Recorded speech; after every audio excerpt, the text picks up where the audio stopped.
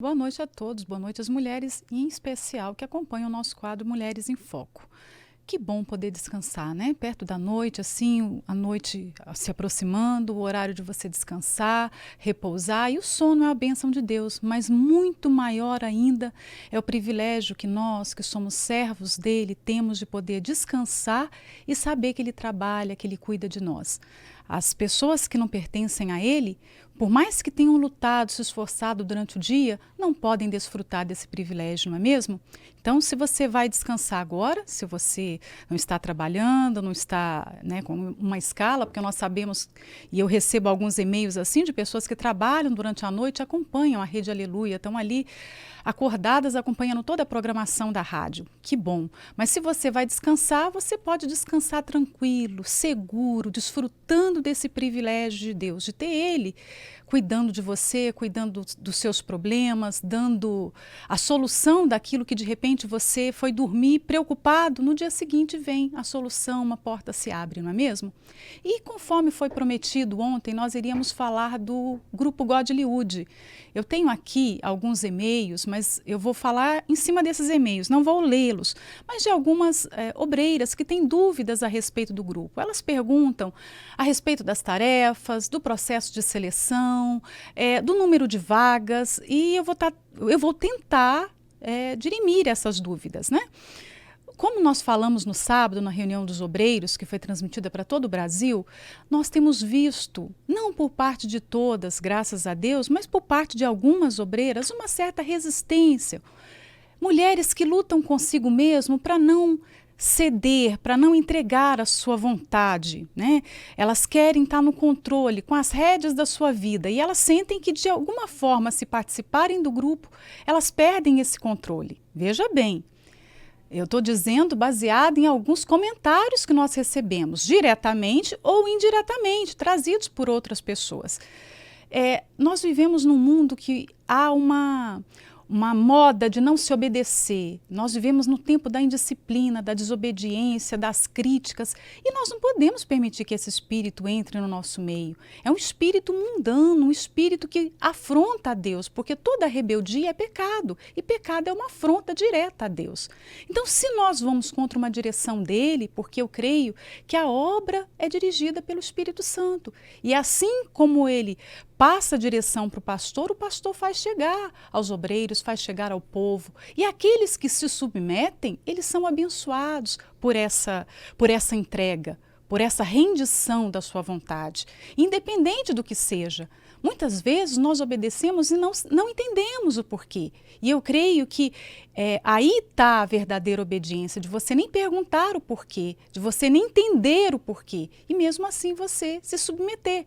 Então, quanto ao Godlywood, nós vemos isso com respeito a muitas coisas, mas quanto ao Godlywood, ao grupo, eu percebo que às vezes é como se a pessoa fosse um pouquinho como Paulo. Porque Paulo, antes de se converter, ele se debateu contra a vontade de Deus, ao ponto do Senhor Jesus, quando se revelou a ele, disse assim: dura coisa é recalcitrar contra os aguilhões. Você sabe o que significa isso? O Senhor Jesus tentava ganhar a Paulo há muito tempo.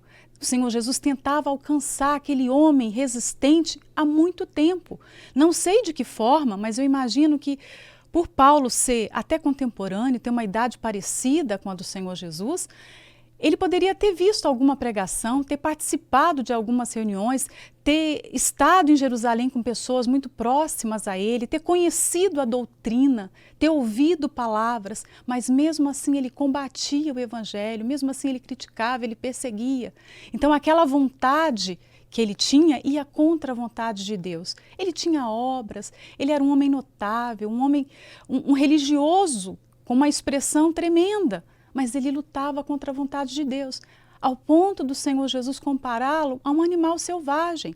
Porque quando fala dura coisa é recalcitrar contra os aguilhões, quem já morou numa fazenda, quem tem costumes, quem tem raízes rurais, que sabe como que é a vida no campo, sabe que os bois eles faziam um serviço baseado num homem com um aguilhão, com uma vara comprida. Ficava ali o agricultor com uma vara que tinha uma ponta fina atrás do boi. Se o animal manifestasse desobediência, rebeldia, ele era cutucado por aquele ali, ele era machucado por aquela vara. Então, quando o animal era extremamente rebelde, ele ia se machucar todo, porque quanto mais ele recalcitrava, quanto mais ele se debatia contra aquela vara, mais ela ia entrar na sua carne. Então eu percebo que tem gente que faz como Paulo fazia, que age assim, se debatendo contra a vontade de Deus, e vão ficar feridas, porque não existe vida longe do mandamento, não existe vida longe da direção do Espírito Santo. Como Deus iria nos pedir algo? Eu não acredito que Deus, como Pai, iria nos pedir algo que nos fizesse mal. Então você que de repente pensa assim, mas eu tenho que me submeter a regras? Que regras são essas? As regras existem para nos disciplinar. As regras, elas não são para o nosso mal. Não é uma forma de controlar as pessoas, é uma forma de disciplinar. Então, quando é pedida alguma coisa a mais para você, você tem condição de dar. Deus jamais pediria aquilo que nós não temos condição de oferecer a Ele. Então, quando você se submete, quando você entrega a sua vontade, você cresce espiritualmente. Mesmo que esse crescimento envolva dor, porque crescer dói.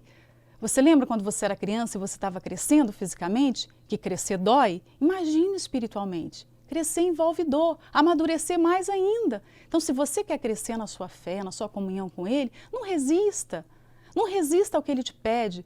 E eu não digo só com respeito ao grupo, eu digo com respeito a qualquer coisa. Se você ficar demorando na sua entrega, mais sofrimento, mais dor você vai ter. E menos você vai crescer, você vai ser uma pessoa que vive estagnada. Quantas obreiras, de repente, não estão com a sua vida espiritual estagnada, parada no tempo, precisando de um avivamento, de um despertamento? E está aí a oportunidade. Eu vejo o grupo como essa oportunidade. Esse instrumento que leva você a tentar se aprimorar, a se aperfeiçoar, a crescer na fé. O grupo existe para isso. Imagina, um grupo destinado somente para as mulheres. E ele jamais vai confrontar o seu trabalho como obreira, muito pelo contrário, ele vai dar condições para você desempenhar o seu papel, as suas funções na igreja, seja como obreira ou no grupo jovem ou no evangelismo, ainda melhor, porque vai te dar maturidade, condições espirituais. Veja como vem de Deus essa direção. Então, dura coisa é você ir contra isso. Você quer crescer? Você quer conhecer mais da vontade de Deus? Você quer aperfeiçoar a sua salvação, desenvolver a sua salvação? Se renda, entregue a sua vontade a Ele, tá bom? Então, hoje esse é o nosso conselho. Se você tem dúvida com respeito ao grupo ou qualquer outra coisa, você pode mandar um e-mail para a gente. O nosso e-mail é atendimentoobreiras@gmail.com. Nós aguardamos a sua pergunta ou a sua sugestão. Até lá!